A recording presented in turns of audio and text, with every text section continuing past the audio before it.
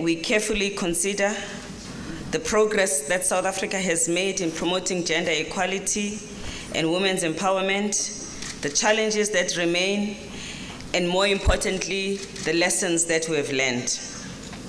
I commend the Gender Commission for having taken this step and all those partners who organized this event.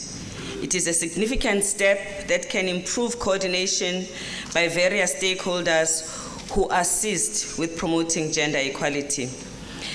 As we reflect on the progress that South Africa has made, it's important that we set a tone that allows us to celebrate, but also not to shy away from some of the challenges that we face and grapple with them head on.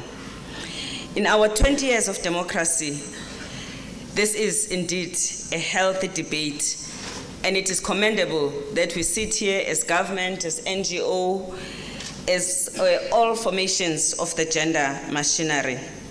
I am here as an extension of that gender machinery representing the United Nations, but I'm part of the gender machinery of every country in that position. Let me just highlight, for those of you who may not be familiar with the mandate of UN Women, what our key themes and focus areas are. It is ending violence against women. It is leadership and participation. It is women and peace and of course, in conflict. I think comrade from AU will speak about that. It is addressing gender responsive budgeting and women's economic empowerment. So those are the areas that we focus on. And in fact, the reason why comrade chairperson of the Gender Commission, I'm unable to be with you here this evening, it is because I'm rushing back, because we are actually engaging the World Bank and ministers of finance of the world on gender responsive budgeting. Hopefully we will be making a breakthrough. And that meeting starts on Saturday. Our mandate also includes, as many of you would be familiar, responsibility for the United Nations normative agenda in relation to women, which means policy making, presenting and ensuring the adoption of appropriate resolutions. And of course, CSW is one of those forums in which we exercise our normative agenda. We are also responsible for coordination throughout the United Nations of all the gender focal points, but also coordinating and collaborating with all partners beyond the United Nations. The member states are critical, and ministries, partners in civil society, as well as private sector.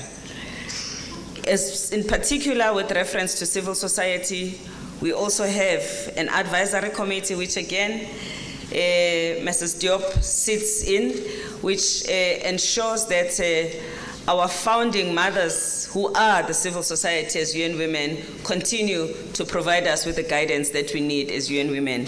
We are the only United Nations agency that has got that relationship with civil society, which is structured in that way, and we hold that very dear. We also have a responsibility for advocacy, which is, again, is an area where we are also able to collaborate and to coordinate with different stakeholders.